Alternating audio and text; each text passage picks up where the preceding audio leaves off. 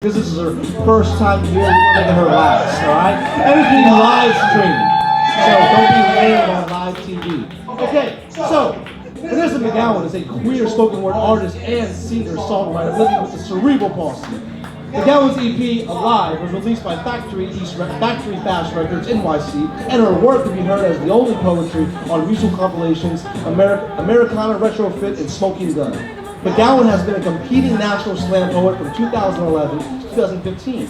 She opened for Buddy Wakefield during his 2014-2015 World Tour. She was the highest-ranking Canadian poet to perform in the finals at the Capturing Fire Slam 2015 in DC. She has featured at venues across North America and is looking forward to her first UK tour in October 2016. That means she's here. Publications include The Divine Cockeyed Genius, Gojit Press 2012. McGowan is a proud co-founder of Wordspell, a female spoken word series in Toronto where she resides. Please, without further ado, start building energy and love for Vanessa McGowan.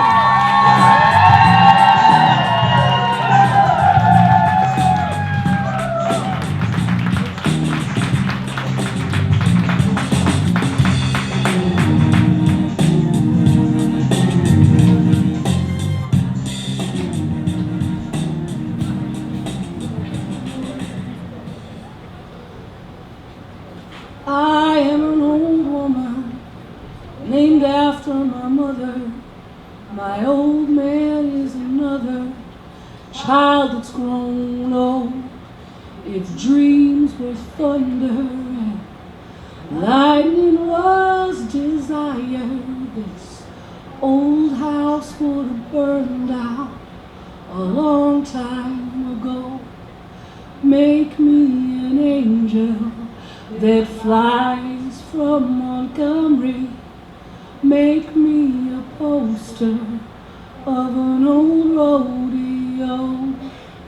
Just give me one thing that I can hold on to believe in this living is just a hard way to go. We bury our deepest desires. But tonight, I'm lifting the shame and guilt carried every day by those who had the support, courage, and determination to make it out, but are too scared, scarred, humiliated, or ashamed to use their own voice. I will use mine. I am the miracle left standing to tell the story. Oh my God. You were homeless? Ew, what was that like?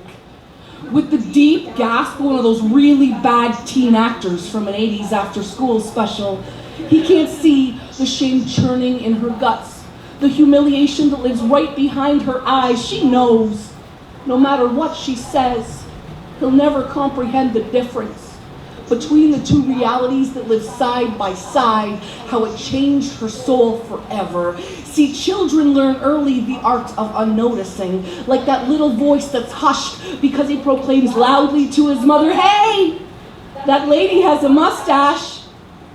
He learns not to notice as he walks face forward past Mike, Afghan vet, asking for change, no fixed address. Or Andrew, friends from high school, lost track somewhere, sleeping on cardboard in the corner.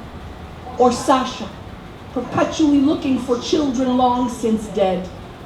Because homelessness is not a game. In a game, you know the game over sign will flash eventually. Sleeping in a park in February where your alarm clock is a 5 a.m. kick from a security guard, coming to care about people whose only way to make it through another day is to work to the bottom of a bottle. Young men who are tired of being told to man up, and young women who figured it out. It makes way more sense to sell it than to give it away for free. See, humans are the same with or without a warm place to sleep. Being homeless does not deafen the ears of the desperate panhandler to the change we jingle in our pockets as we walk by. Their need to know they matter to someone, anyone. They are not irrelevant. See, these are the consciously forgotten pieces of our species.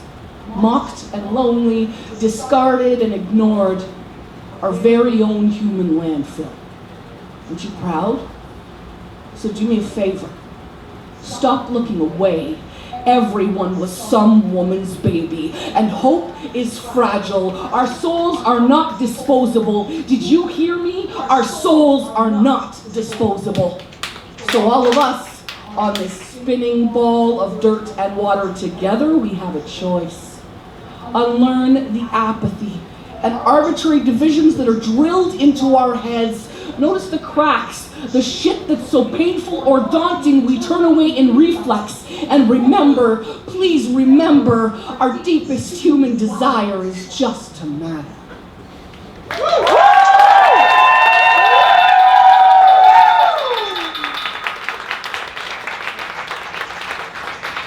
Hello, right about now. My name is Vanessa McGowan. I am from Toronto, Ontario, Canada. Yes, we are a little country just north of you. And I want all of you to know we love you. We're ready whenever you want to come up.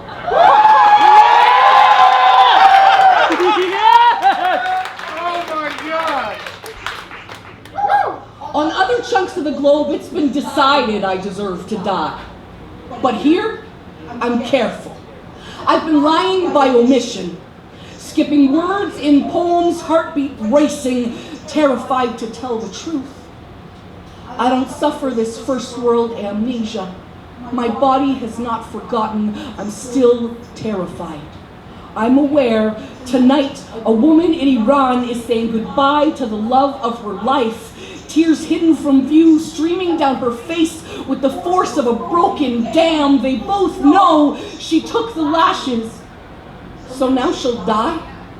Or the woman in Uganda, made prisoner in her own home, picture and home address in the paper.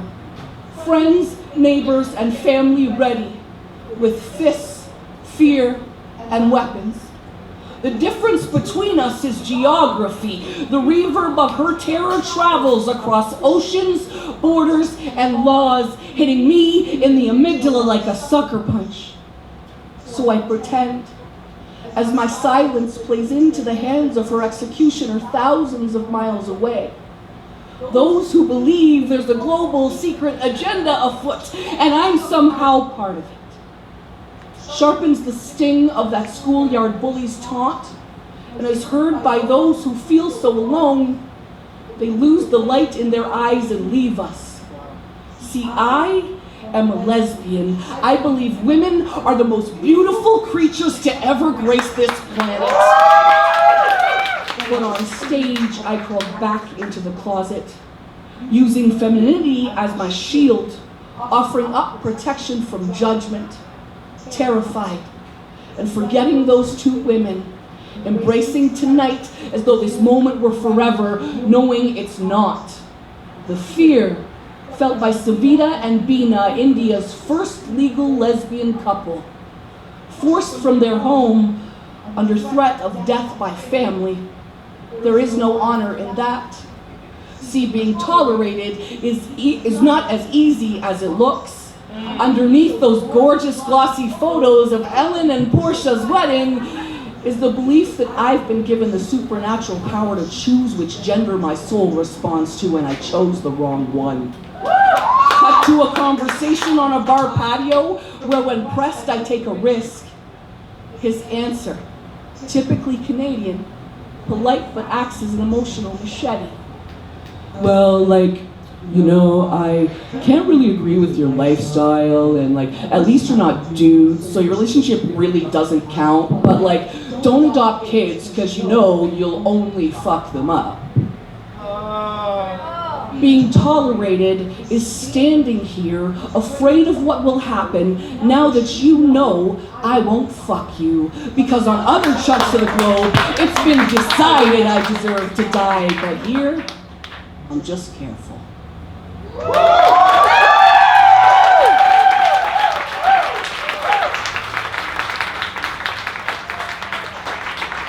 This is my 4th show of tour. You all are fire. Every single poet in this room, thank you. Keep writing, keep coming back. These words, these people, these spaces, are everywhere, I promise you, and this will bring home everywhere you go. Stay with the poets, we will take care of you.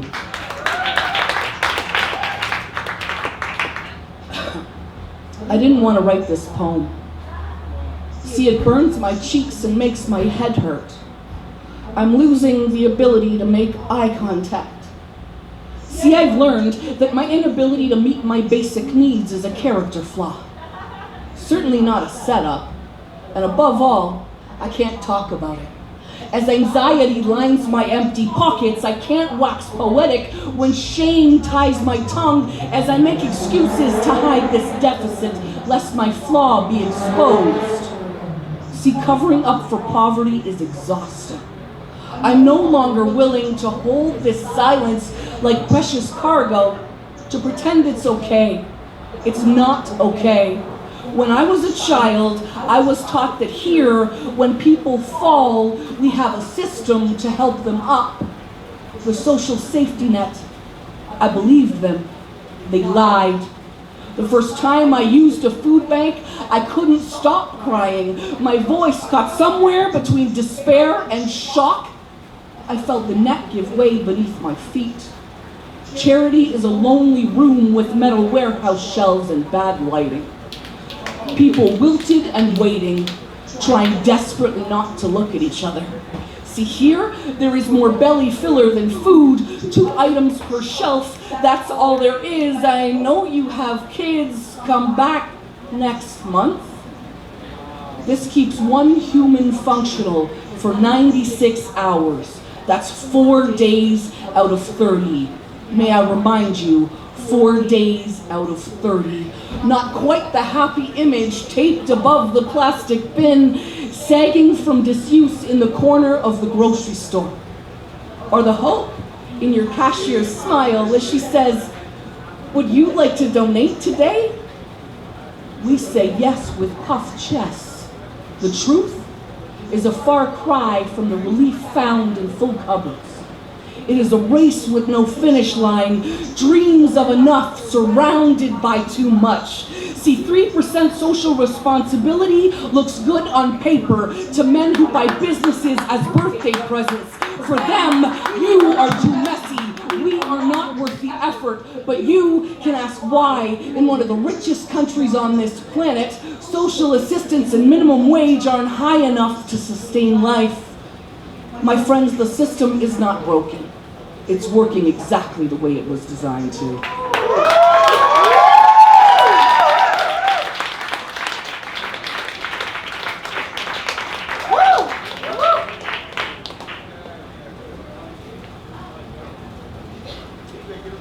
This is for every competing slam poet in the vicinity, especially those who have vaginas attached to their bodies.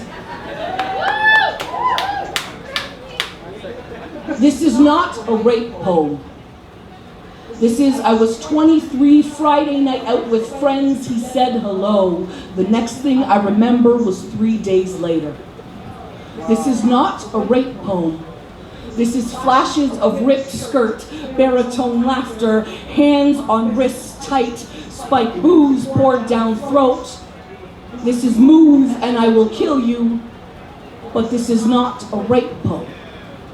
Because I don't know if he did.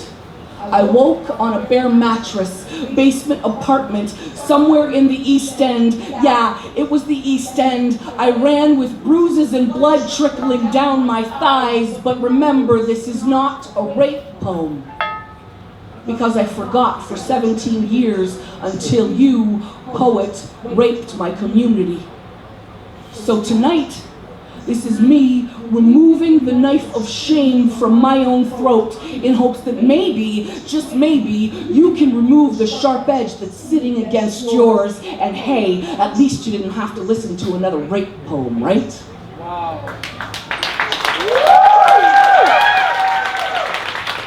I'm going to briefly interrupt our future to say that this is empty, but you will fill it with love and cash and dollars to support our touring artists, to show that we care about our community members. And this is Mr. Prince. Thank you very much. Make some noise for our feature.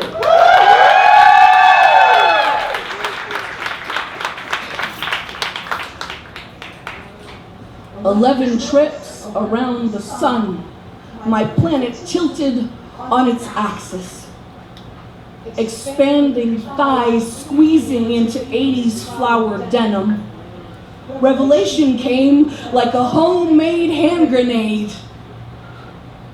I am too much noticing, too much empathy, too much passionate, too much me. So I went searching for attrition. I know. Build a cell out of calorie books. Measure 4 by 4. Measure repeatedly. You've got to get it right. Remember to get it right. On one wall, paint the bricks. Stupid, fat ass, lazy, never enough. On the other, hang a full-length funhouse mirror. Staring daily. Lean into the shame reflected back like a Dementor's kiss. In each corner, install speakers. Set the volume as high as it will go. This prison's rules change often and without notice. See, I hid construction at all cost. When discovered, there was talk that was not my concern. Install a soundproof one-way glass. That way you will not see the terror in their faces as you disappear. You do not deserve a cot. Repose is dangerous. So I hung a heavy steel door with the lock facing in. No need to cut a food slot. I didn't say goodbye. I turned around, sat on the floor, learned to speak the language of jutting bone with razor's tongue. My words aimed like boomerangs. I welcomed the siren song of empty. Took comfort in its simplicity, feasting on silence, believing it was the broken pieces of my never enough fragile heart falling instead of flesh, saying thank you while swallowing words, the keys to my freedom. I watched passively as the window disappeared, like the darkness filled my belly. See, I believed I was safe there alone, fading into hollow. My success measured with a needle on a dial, 2 digits, never 3. See, softness, my nemesis, I learned how to lie. Because when your best friend is a monster, you learn to love the dark. When he tells you sharp edges will be your armor, you are convinced. When he tells you to be quiet, you learn how to mumble. When he tells you to keep going through heartsick, broken days, you do because you trust him. After all, everything will be all right. All you have to do is disappear.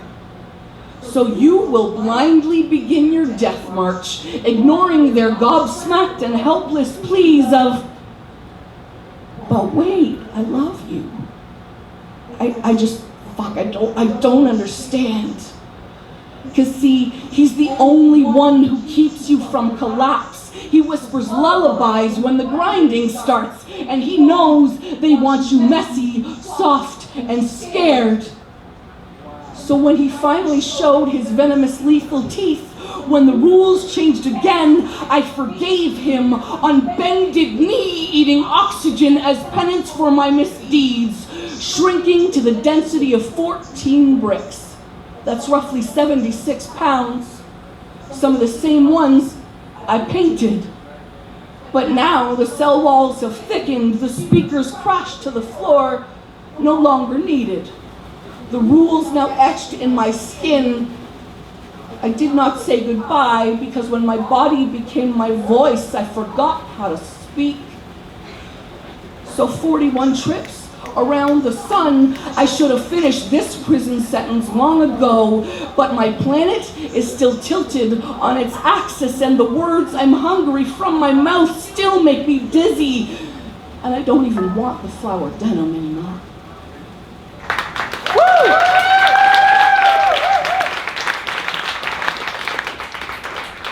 Thank you, Amir. Thank you, Right About Now. Thank you, Avant Garden. This is an amazing space. Please tell your friends who haven't been here, they need to come here. To everyone who's watching online, thank you for supporting poetry. You could be watching Netflix right now or HBO Go, yet you're watching me.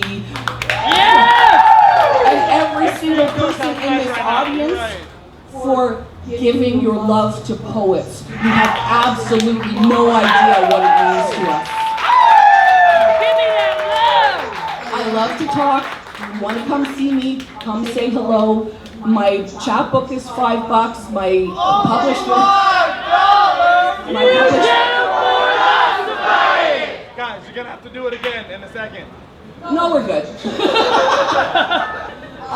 Yeah, so please come help me. I'm traveling. This is the first chunk of my tour, and I would love to say hello and get to know you. This is my last poem. Thank you so much, everybody.